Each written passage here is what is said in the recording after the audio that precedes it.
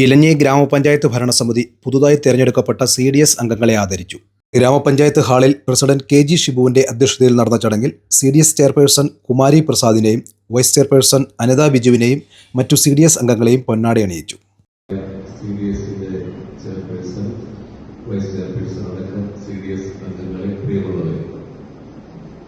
ഇന്ന് ഇലഞ്ഞി ഗ്രാമപഞ്ചായത്ത് ഭരണസമിതിയുടെ നേതൃത്വത്തിൽ ഇങ്ങനെ ഒരു മീറ്റിംഗ് വിളിച്ചത് നമുക്കെല്ലാവർക്കും അറിയുന്നതുപോലെ തന്നെ കഴിഞ്ഞ ദിവസമാണ് CDSന്റെ തെരഞ്ഞെടുപ്പ് നടപടിക്രമങ്ങൾ പൂർത്തിയായി 21 ശനിയാഴ്ചയായിരുന്നു സത്യപ്രതിജ്ഞ.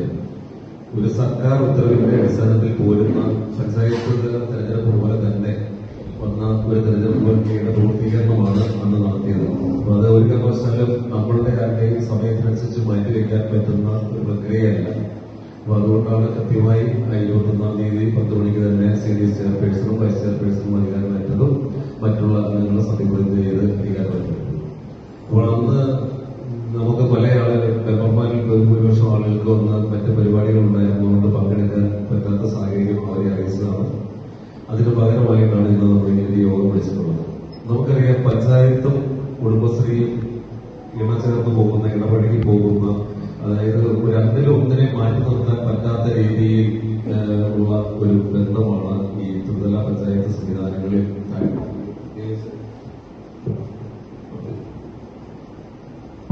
പ്രത്യേകിച്ച് പഞ്ചായത്തിൽ ഉള്ളത്.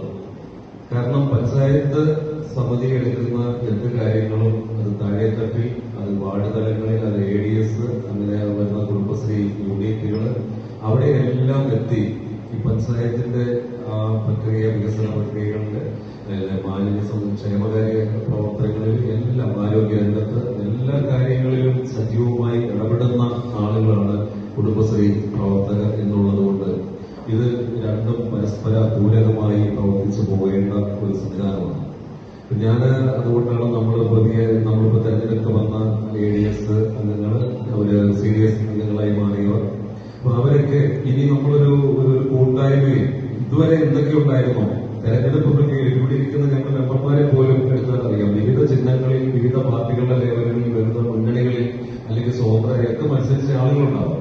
പക്ഷെ അതൊക്കെ തെരഞ്ഞെടുപ്പ് എന്ന് പറയുന്ന ത്രിതല സംവിധാനത്തിന്റെ തെരഞ്ഞെടുപ്പ് പ്രക്രിയയിൽ വാർഡുകളിൽ നിന്ന് ജയിച്ചു വരാൻ നമ്മൾക്ക് ഓരോ പാർട്ടികളുടെ ഗ്രാമപഞ്ചായത്ത് വൈസ് പ്രസിഡന്റ് ഡിൻസി ജോജി, വികസനകാര്യ standing committee chairman MP Joseph, ക്ഷേമകാര്യ standing committee chairperson Molly Abraham, ആരോഗ്യ വിദ്യാഭ്യാസ standing committee chairman Suresh Nanukuttan, ഗ്രാമപഞ്ചായത്ത് അംഗങ്ങളായ Siji Peter, Rosly Sabu, Joyce Mampilly, Molly Antony, Maji Santhosh, Mathai Kunju, LC Tomy, PV Saju, Kudumbashree പ്രവർത്തകർ, ഹരിതകർമ്മ സേനാംഗങ്ങൾ തുടങ്ങിയവർ പങ്കെടുത്തു.